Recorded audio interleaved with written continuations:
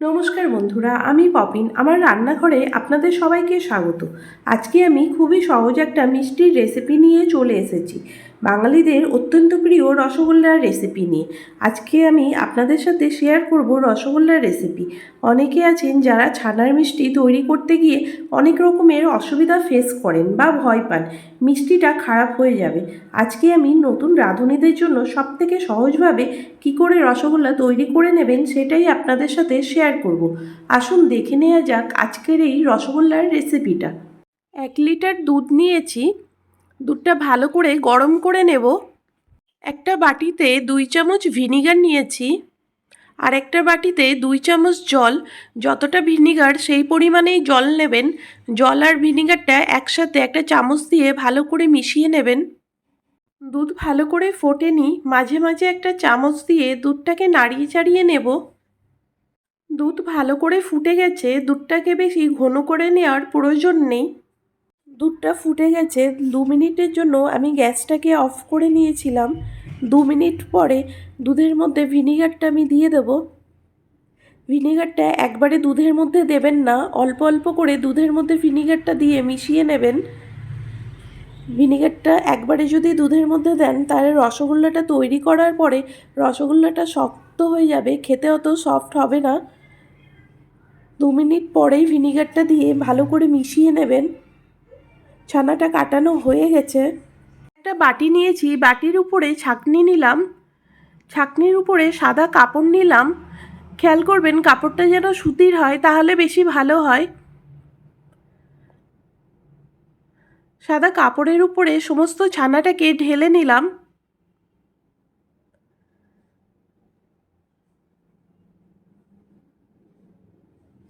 এইবারে কাপড়টাকে বেঁধে নেব।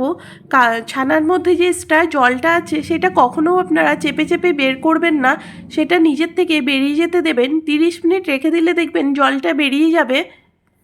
30 মিনিট পরে আমি ছানাটাকে কাপড়ের থেকে বের করে নেব। ছানার সমস্ত জলটা দেখেন ঝরে গেছে। ছানাটাকে কাপড়ের থেকে বের করে আমি একটা অন্য পাত্রের মধ্যে নিয়ে নিলাম। ছানাটাকে হাত দিয়ে মেখে নিতে হবে। ছানার মধ্যে 1 টিস্পুন ময়দা দিলাম। ময়দা দিয়ে ছানাটাকে মেখে নিতে হবে। খুব বেশি সময় ধরে ছানাটাকে মাখবেন না। আমরা অনেক সময় ছানাটাকে হাতের তালু দিয়ে চেপে চেপে ডলে ডলে মাখি, সেইভাবে ছানাটা কখনো মাখবেন না।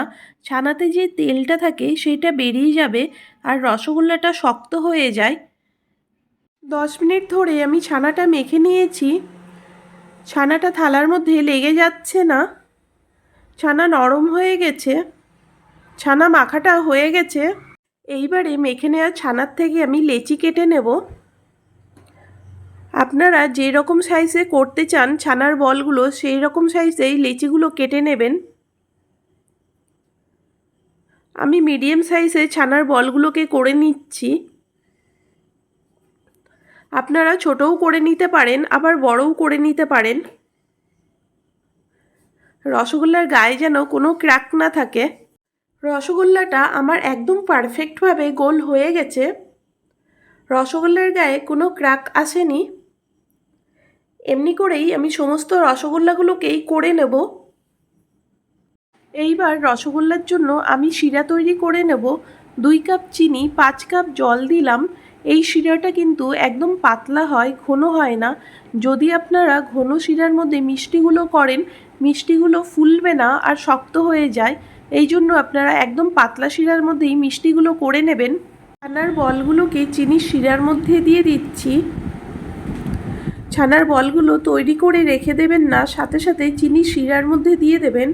একটা করে ছানার বল তৈরি করবেন আর চিনির শিরার মধ্যে দেবেন, তাহলে কিন্তু একদম ভালো হবে না। সাথে সাথে চিনির রসের মধ্যে দিয়ে দেবেন। প্রত্যেকটা ছানার বল দেয়া হয়ে গেছে। এখন আমি ঢাকনা দিয়ে হাই ফ্লেমে 20 মিনিটের জন্য রেখে দেব। দেখেন ছানার বলগুলো ফুলে ডবল হয়ে গেছে। 20 মিনিট হয়ে গেছে। 20 মিনিট পরে আমি ঢাকনাটাকে সরিয়ে নিচ্ছি।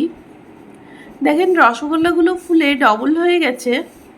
সাইজে অনেক বড় হয়ে গেছে। খুবই হালকা হাতে রসগোল্লাগুলোকে নাড়িয়ে চাড়িয়ে নেব।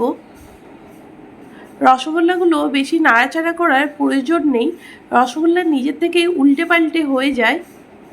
ঢাকনা দিয়ে দিচ্ছি। ঢাকনা দিয়ে রসগোল্লাগুলোকে আরও 5 মিনিট হতে দেব, তারপরে পরিবেশন করব। 5 মিনিট হয়ে গেছে, এখন আমি ঢাকনাটাকে সরিয়ে নিচ্ছি। আপনারা চাইলে গরম গরম রসগোল্লা পরিবেশন করতে পারেন অথবা ঠান্ডা হয়ে গেলেও পরিবেশন করতে পারেন। আমি এটাকে নর্মাল টেম্পারেচারে ঠান্ডা করে নেব, তারপরে পরিবেশন করব। আজকের রসগোল্লার রেসিপিটা আপনাদের কাছে কেমন লাগলো অবশ্যই জানাবেন। যদি ভালো লাগে আপনারাও ঠিক এরকমভাবে বাড়িতে ট্রাই করে দেখতে পারেন। আমার চ্যানেলে নতুন কোনো বন্ধু থাকলে আমার চ্যানেলটাকে সাবস্ক্রাইব করে নেওয়ার অনুরোধ রইল। পুরনো বন্ধুদেরকে পাশে থাকার জন্য ধন্যবাদ। বেল আইকনটা প্রেস করে নেবেন, কারণ আমি যখনই কোনো নতুন রেসিপি দেব খুব তাড়াতাড়ি আপনাদের কাছে পৌঁছিয়ে যাবে। আজকে এই পর্যন্ত, আবার হাজির হয়ে যাব নতুন কোনো রেসিপি নিয়ে। ভালো থাকবেন, সুস্থ থাকবেন, ধন্যবাদ।